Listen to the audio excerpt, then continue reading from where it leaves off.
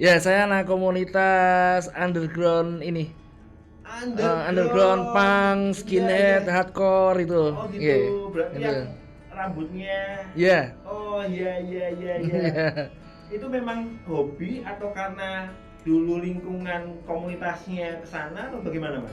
Perjalanannya? Mungkin ini ya karena dari menginjak saya remaja itu saya itu jiwa berontak saya itu memang ini lumayan luar biasa itu dari Wih. di rumah mau dimanapun itu. Nah, saya kok ngerasa ada kecocokan. Nah, dalam diri Oh, saya itu kok podo ya iya. karo sing tak rasake. Iya. Akhirnya saya merasakan menemukan oh ini tempatku, ini bisa buat ini buat melampiaskan apa yang di pikiran-pikiran yang mengganjal. Terus yang di rumah tidak ada, yang di rumah dilarang. Nah, itu.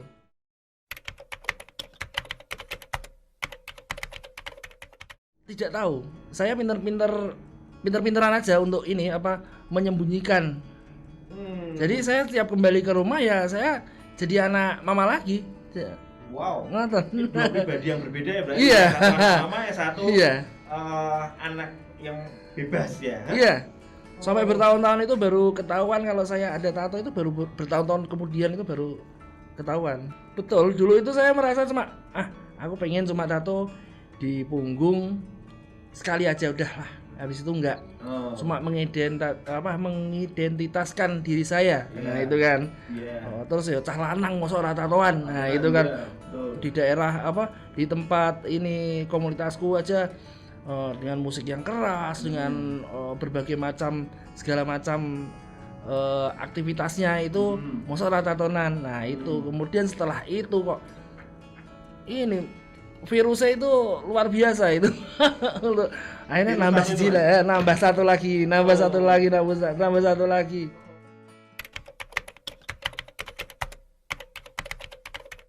Sekitar tahun 2015 kalau nggak salah sekitar 2015 2016 itu, tapi mulai 2014 itu saya sudah mulai merasa titik jenuh oh, jenuh. jenuh Sa- dengan suasana tiap hari begini begini terus Tiap hari gitu begini itu bagaimana? ya, melakukan aktivitas yang ya maaf ya dulu itu saya ya alkoholik banget. Alkoholik. Iya, Oke. saya tiap hari, bukan tiap hari lagi, tiap saat tuh lebih sering minum atau daripada enggaknya. Oh, gitu. Jadi kalau saya sempat mengalami bangun tidur itu harus ada minuman, harus minum dulu, Oke. harus minum dulu, baru nanti ngerasa enak badan. Oh, oke. Kalau nggak minum bingung, bingung. Iya, Gitu. iya, iya. Itu. Oke. Kemudian titik jenuhnya itu kenapa? Karena setelah saya pikir-pikir itu kok semacam saya punya banyak masalah dalam diri saya sendiri, ke lingkungan juga. Tapi saya ingin lari dari masalah itu tapi menimbulkan masalah yang baru lagi yang sebenarnya itu sama saja. Nah, itu ketika saya minum di malam hari, sore sampai malam itu wow, sampai gimana enak banget tuh. Nah, pagi siangnya bangun tidur itu ada basian lah masih. Iya. Nah, basian wis wah awak rasane ra penak kabeh.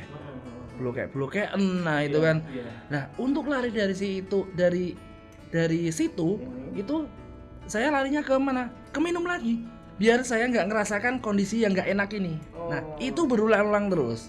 dan terjadi bertahun-tahun. Nah, bertahun-tahun dan kemudian saya juga mikir lagi saya sudah mulai berumur. Iya. Sudah mulai berumur, anak saya sudah mulai besar.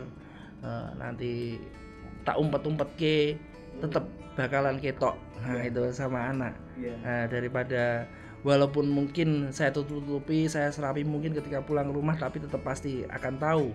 Nah, Iya. itu kan. Nah, sebelum bangun itu oh, saya mengalami mimpi, Mas. Oh. Nah, itu.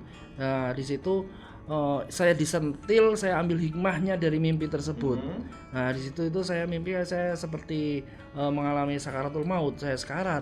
Terus kemudian saya mati.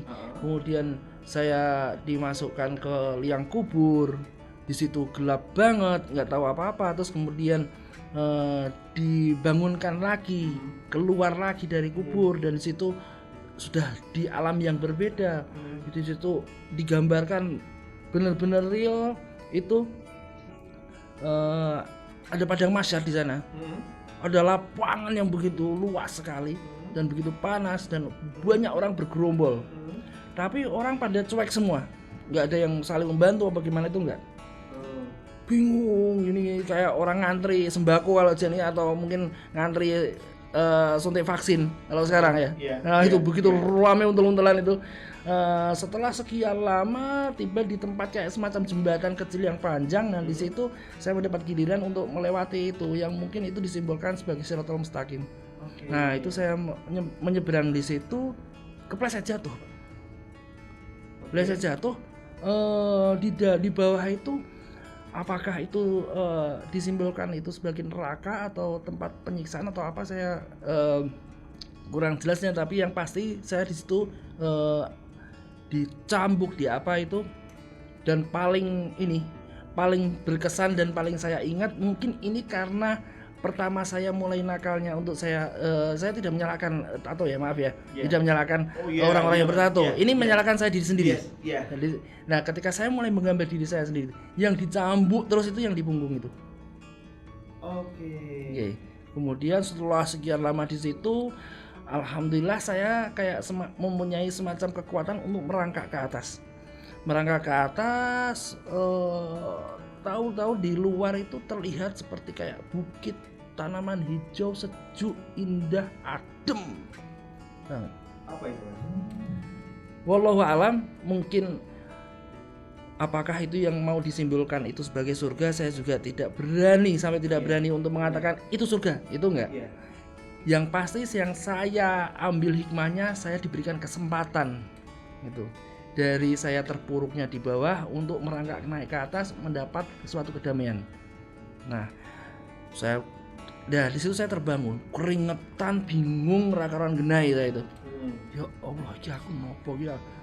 Alhamdulillah, ternyata saya tidak mati beneran. Saya masih di kamar ya.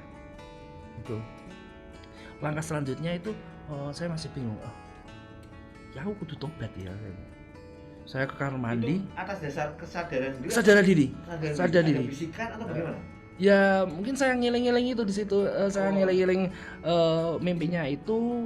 Terus saya rangkum sendiri, saya simpulkan sendiri bahwasanya diberikan kesempatan untuk hidup lagi di situ. Ternyata mati itu tidak harus saya itu tua. Saya masih muda saja. Ternyata saya terlihat saya mati. Nah itu kan. Kemudian saya ke kamar mandi, saya belum begitu tahu perihal bagaimana tata caranya, persyaratannya untuk sholat taubat. Yang penting saya masuk ke kamar mandi, saya wudhu, saya masuk kamar lagi, gelar sajadah, saya sholat taubat. Nah, mulai takbiratul ihram sampai salam itu saya nangis itu nggak ada selesainya.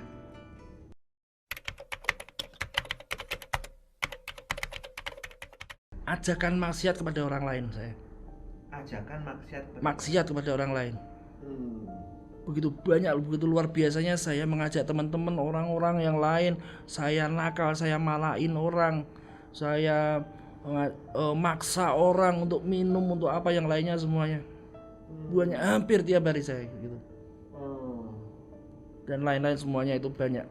Yang kalau mau diceritakan begitu, itu mungkin sangat-sangat aib buat saya.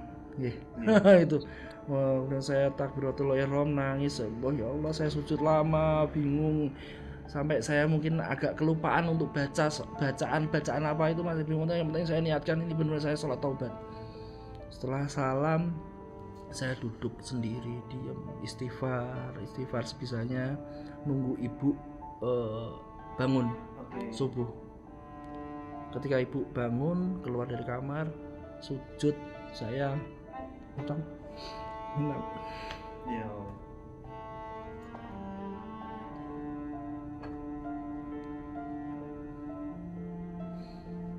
Nih. Ini Mas. Salah satu ini jadi sambil ini Mas, jadi salah satu perjalanan titik balik saya juga ngalamin hal yang seperti itu. Gimana perjalanannya itu membuat saya itu merasa hal itu, tapi sampai di titik terendah juga Mas, saya pernah ngalamin sampai di titik terendah, dan ternyata hikmahnya pada saat di titik terendah itu, oh maksudnya Gusti itu pengen saya lebih baik lagi, mungkin seperti itu. Ibu masih ada? Alhamdulillah masih Bapak masih ada. juga? Bapak sampun sudah meninggal tahun 2009. Iya. Di situ saya teruskan tadi. Maaf. Tadi saya kemudian saya sujud, saya minta maaf sama ibu, le ngopo le, saya minta maaf segala macam ini. Ibu cuma tersenyum.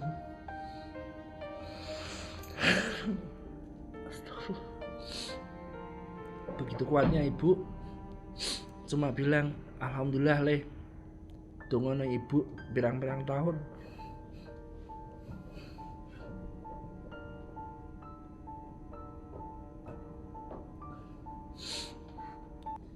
Dikabulkan malam ini.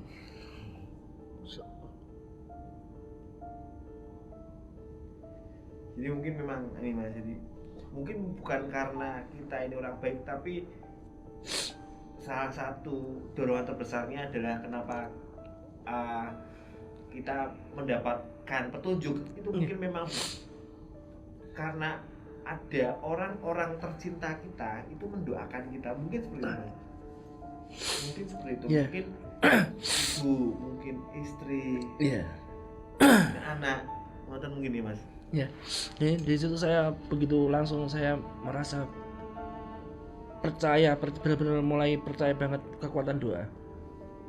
Perkataan-perkataan itu menjadi doa, walaupun cuma sekedar kita guyon, cuma ini sudah ini ternyata masya Allah terbukti, apalagi doa dari seorang ibu.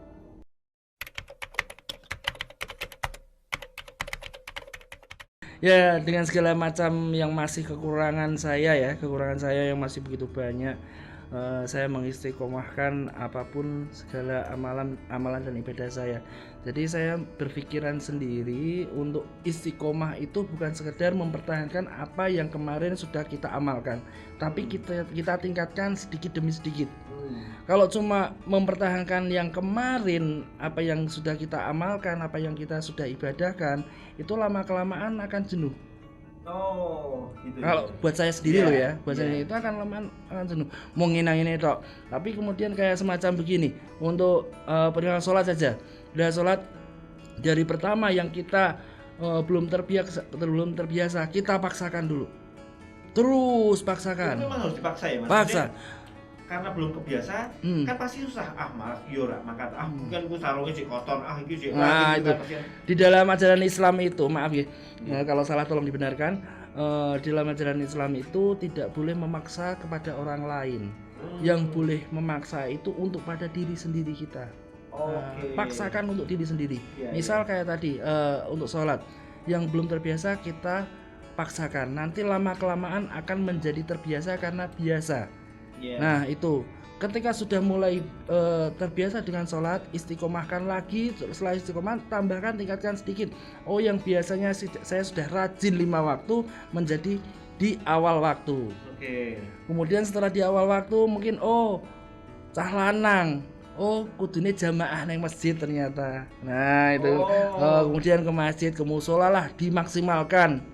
Dimaksimalkan di situ. Kemudian setelah sudah mulai terbiasa di masjid, di musola, sudah mulai terbiasa dengan jamaah, tingkatkan lagi dengan ternyata ada sholat sunnah, qobliyah, ba'diyah.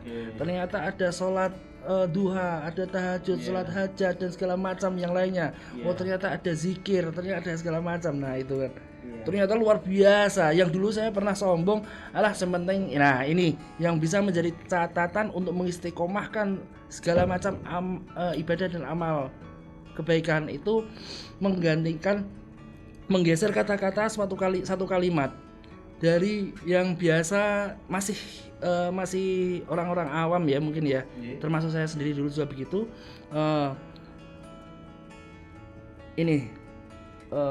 Dari mengganti kata-kata sing penting, misal sing penting sholat, sing penting poso, Iya. Nah, yang penting sholat, yang penting puasa. Nah, itu kan. Iya. Nah, itu kalau itu udah selesai.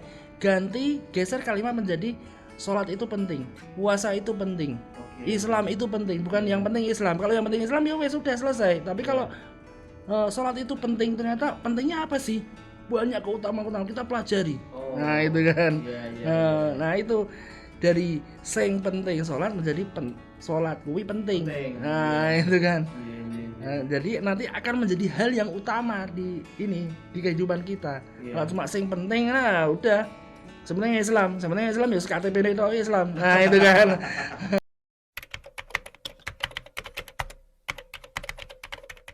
Nah, ini berangkat dari kegelisahan diri sendiri masing-masing teman-teman dan kegelisahan bersama kepada sekitar. Kenapa itu? Ternyata banyak teman-teman yang sudah mulai hijrah sendiri-sendiri, mulai memperbaiki diri sendiri, dewi lah itu. Kemudian kita berkumpul sekitar ngaji dewi lah itu sekitar ada 10-15an teman-teman itu yang dulu mungkin sama-sama cah nongkrong cah benan gitu kan. Terus kita ngobrol-ngobrol, mosok dewi kok yo cuma segini-segini aja. Kita lihat di luar sana itu juga banyak yang pengen ngaji juga, tapi mungkin akan berangkatnya dari mana, kapan, bagaimana caranya itu mungkin masih kurang tahu. Ya, karena kita belum keluar dari sini, kita cuma di kalangan kita sendiri aja, dan itu aja ngajinya umpet-umpetan. Nah, itu kan. Cah hijrah itu, Mas? Iya, itu belum terbentuk cah hijrah, itu masih tongji, tongkrong ngaji. Nah, saya masuk di lingkungan teman-teman tongji. Saya masuk situ, kemudian saya bekerja di sebuah kafe di Banyumanik.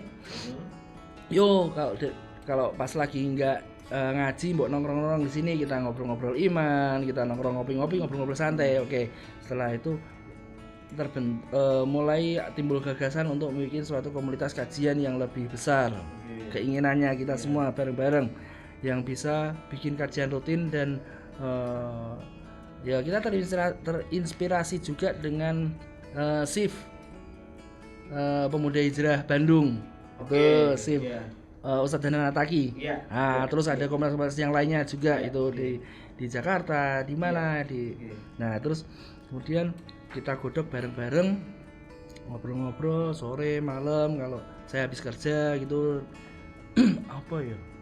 Gawe jeneng saya unik, bikin nama yang unik, yang bisa familiar, yang Semarang banget.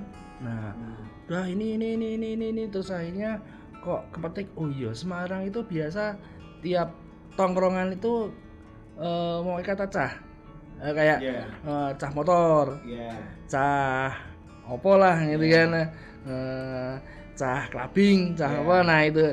Terus ini, nah Dewi kan hijrah, ngopo ra Dewi jenenge cah hijrah. Oh iya ya, apa ini. Nah, terus bikin logo.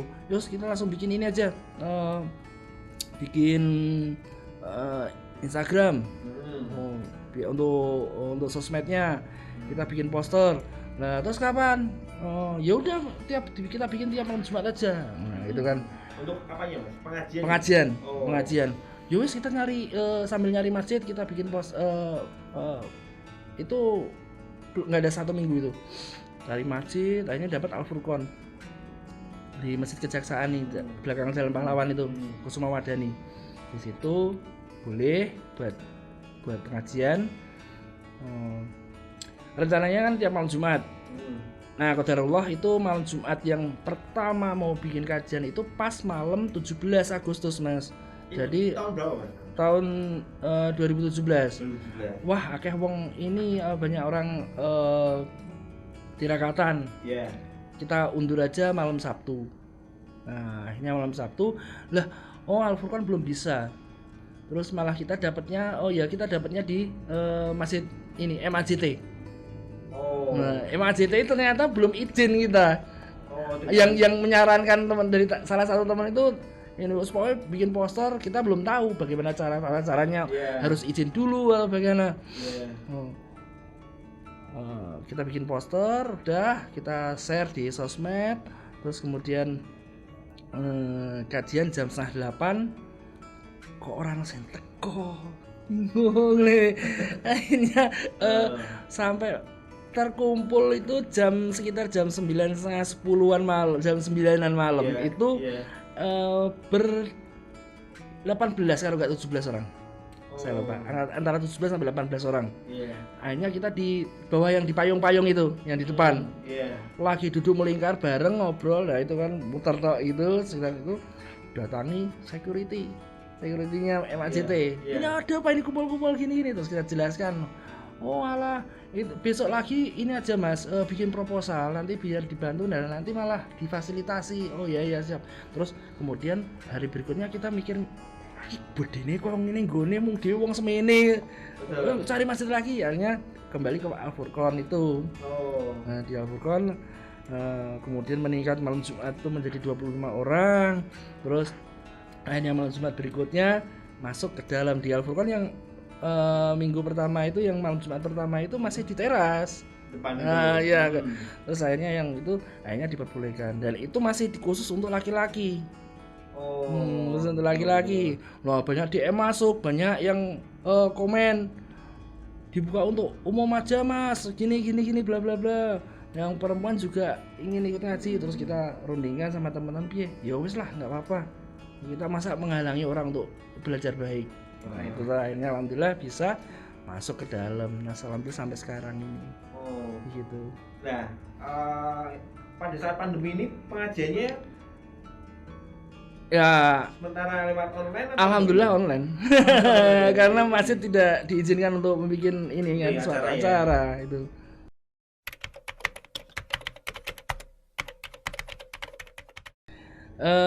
Usia-usia produktif masih pemula ya. Kebanyakan dari anak SMA, lulus SMA, kuliah sampai umur 25. Oh. 25. Ya 30-an itu masih ada, tapi kebanyakan di antara 20 sampai 25.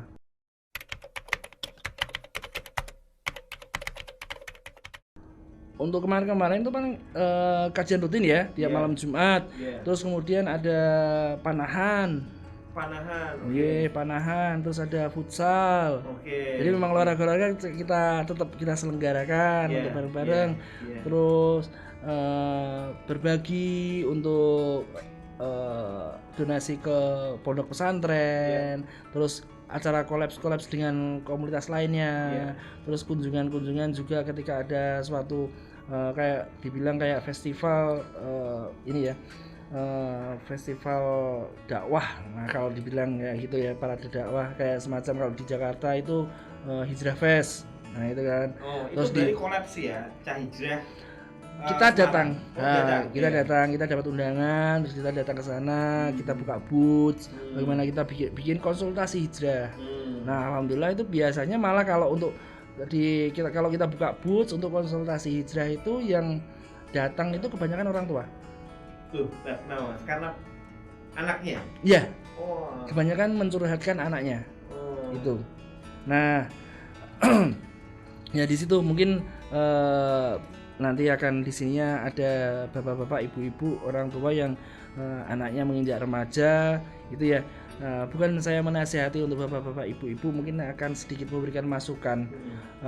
Tidak semuanya kesalahan itu jangan kita jatuhkan kepada anak. Mungkin juga dari orang tua juga di masa lalunya mungkin kurang baik apa bagaimana itu. Dan ini karena banyak yang curhat orang tua itu di rumah susah diatur, bagaimana sering keluar rumah, bagaimana gini-gini. Karena ini ada kayak semacam apa ya namanya ya, jenjang cara cara belajar mengajar antara orang tua dengan anak. Karena ini beda fase, beda tahun, beda generasi. Cara untuk penyampaiannya ke anak itu beda.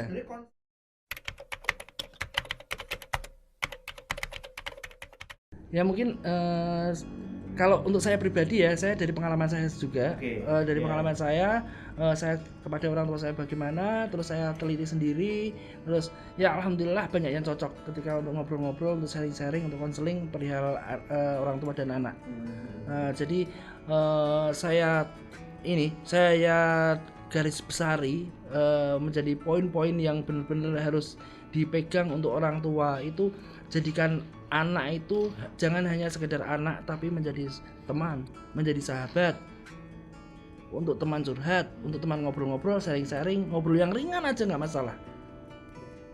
Ketika ngobrol-ngobrol itu jangan cuma sekedar menasihati, tapi omongan-omongan kosong, omongan yang hobinya si anak apa, piye kamu bola gimana, nah itu untuk ngobrol-ngobrol kelakar, main bareng luas sekali-sekali, nah itu begitu. Nah insya Allah nanti akan kedekatan untuk dengan anak dan orang tua itu akan lebih ini lebih terjalin.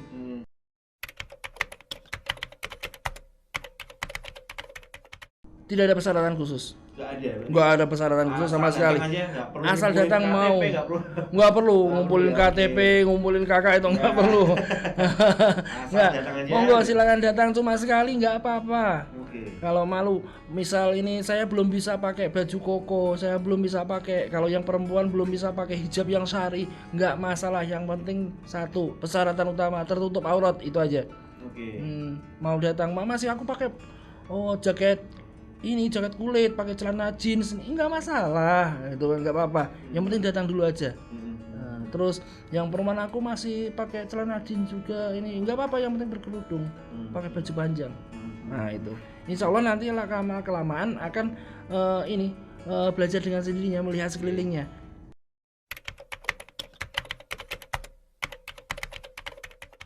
Kita bukan membebaskan tapi kita malah menyalurkan. Monggo silahkan teman-teman yang punya hobi-hobi yang lainnya. Jadi ini menjadi suatu belajar mengajar kita dalam hijrah ya.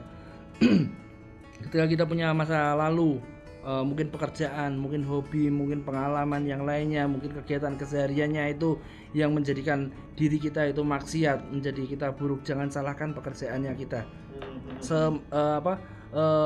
Jangan salahkan langsung 100% pekerjaan kita. Selalu salahkan diri sendiri kenapa kita bisa mengerjakan itu. Nah, kemudian kalau kita sudah mulai hijrah, tidak serta-merta langsung kita tinggalkan semuanya. Karena nanti akan timpang banget, biasanya nanti akan ngeblank lah, yang bingung, yang ngedrop. Kayak misal mungkin ada fotografer. Dulu dia suka banget dengan foto untuk cewek-cewek dengan pakaian-pakaian yang kurang pantas. Nah itu kan untuk majalah, untuk apalah segala macam. Ketika dia hijrah, tidak serta-merta kita buang, kita jual kamera kita langsung tinggalkan profesi kita yang dulu sebagai fotografer, tapi manfaatkan. Bisa jadi mungkin kita setelah kita belajar menjadi baik, kita bisa memfoto masjid, kita bisa membuat suatu konten-konten foto-foto yang baik, pengajian-pengajian, bikin suatu kenangan-kenangan yang baik untuk kita share. Nah itu kan, mungkin programmer juga begitu, mungkin orang-orang yang dunia malam biasanya melek sampai pagi. Nah kalau setelah hijrah aku kon neng omah iki yo lama kelamaan jadi bingung. Biasanya melek nongkrong. Nah, mungkin tidak serta langsung tinggalkan dunia malamnya, tapi cuma kita pindah tempat. Alon-alon. Kita pindah tempat yang dari mungkin tempat yang tempat clubbing, kita pindah ke tempat warung angkringan. Kita masih bisa nongkrong kan. Yang biasa minum alkohol ganti dengan ngopi. Biasanya urunan gue tuku ngombe. Ayo urunan buat sedekah, buat berbagi, nah segala macam itu. Jadi tidak semuanya langsung kita tinggalkan, tapi kita manfaatkan. Nah, jadilah orang semacam ini ya namanya. Kalau saya recycle, jadi sampah. Orang pasti banyak yang menilai kita sampah masyarakat. Nah, kita tidak bisa kita tidak bisa membantah. Memang kita dulu itu sampah masyarakat. Nah itu kan. Nah kita perlihatkan juga sebagai sampah masyarakat itu jadikan menjadi sampah yang berguna. Kita recycle diri kita. Ini loh, walaupun orang mengatakan saya itu sampah, tapi saya masih bisa digunakan. Nah itu gitu.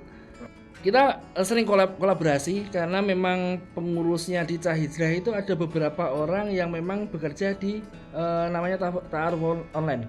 Ta'aruf online. Iya. Oke. Kayak kalau orang bilang, orang awam biro jodoh. Yes. Biro jodoh yang syar'i.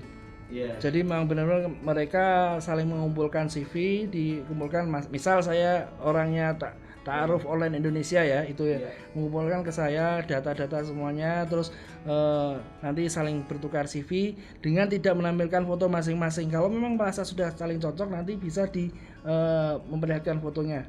Iya. Itu selalu didampingi dengan dari tim. Nah begitu. Nah kemudian nanti ada yang setelah itu ada namanya yang nador untuk saling bertemu, untuk memantapkan diri. Oh iya, terus bagaimana, kalau enggak ya udah selesai, nggak apa-apa.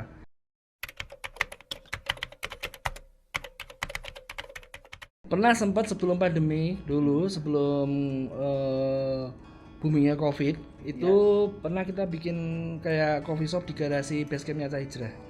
Nah itu di situ terus kita bangun ya udah, terus ketika ada kajian-kajian kita juga berjualan minumannya juga, minuman kopi itu, es kopi segala macam itu. Ya qadarullah memang karena kondisinya begitu sekarang yang di COVID ini ya, akhirnya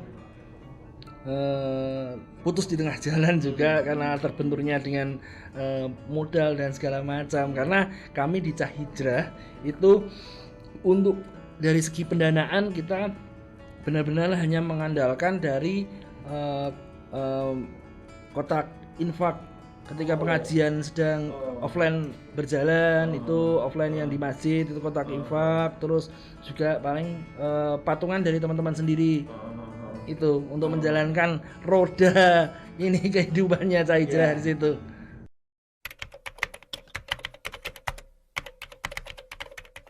Ya mungkin kalau kurang baik dalam penyampaian, mungkin terlalu sengak mungkin ya.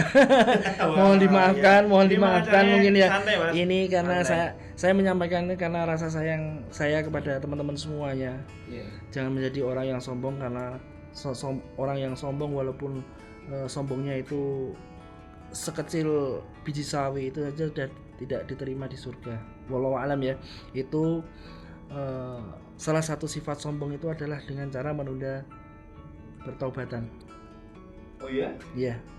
Kenapa? Salah satu sifat sombong. Kenapa? Karena kita tidak tahu mati kita kapan. Misal tang mbok tobat, aku mau seminggu lagi lah aku tobat, aku mau menyelesaikan, mau gini mau party dulu, mau segala macam bla bla bla bla bla gitu.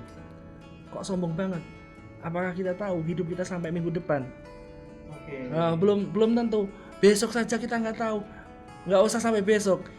Detik ini, 2 detik, 5 detik dari sekarang kita nggak tahu kita mau jadi apa, kita mau bagaimana, apakah kita langsung mati, apa masih akan diberikan umur. Kenapa masih menunda-nunda? Nah itu. Terus yang pesan saya yang kedua, untuk teman-teman semuanya, belajar menjadi orang ini. Saya ambil nasihat dari salah satu guru saya, Habib Muhammad Al-Mutahar. Dulu saya pernah diberikan nasihat dan benar-benar terpatri menjadi semacam penyemangat hidup saya. Menjadi seorang muslim yang baik itu bukan berarti berapa lama kita menjadi muslim. Maksudnya dari kita lahir, dari kita belajar agama dari kecil, itu juga sangat baik. Tapi menjadi seorang muslim yang baik dan lebih baik lagi itu adalah bagaimana kita memanfaatkan sisa umur hidup kita itu di jalan Allah itu, dan menganggap selalu segala kegiatan kita itu adalah kegiatan yang menjadi kegiatan yang baik, kegiatan amal soleh yang baik, dan itu lakukan yang terbaik, yang the best, karena kita anggap aja habis ini kita mati. Jadi kita lakukan yang terbaik. Kalau misal masih diberikan kehidupan, alhamdulillah, bersyukur dan perbanyak istighfar. Selalu perbanyak istighfar. Jangan sombong untuk Allah aku udah baik, berarti belum baik. Kalau ngomong masih aku udah baik. Karena jenjang dalam orang belajar untuk menuntut ilmu dalam agama itu fase pertama itu biasanya dia akan sombong. Oke. Sombong, merasa sudah belajar. Iya. Kemudian setelah itu yang kedua setelah sombong mulai rendah hati.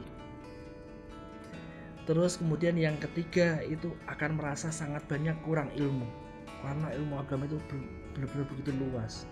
Saya dulu juga pernah merasakan itu fase-fase itu. Saya pernah menjadi orang yang batu banget ketika saya belajar pertama. Itu.